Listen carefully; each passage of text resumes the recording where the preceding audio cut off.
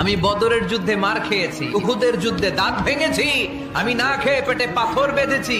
আমি যদি ওই দিন দোয়া করতাম, আল্লাহ দোয়া কবুল করে নিত, জান্নাতি খাবার দিয়ে দিত, আমার মায়ের খাওয়া লাগতো না, তায়েফে আমার রক্ত ঝরতো না, দোয়া করলেই কবুল। কিন্তু ওই দোয়াটা আমি দুনিয়ায় করি নাই।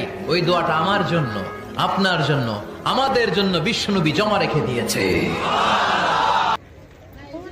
সে পাহাড়ে উঠতেছে এখন, দেখেন বদরের যুদ্ধ।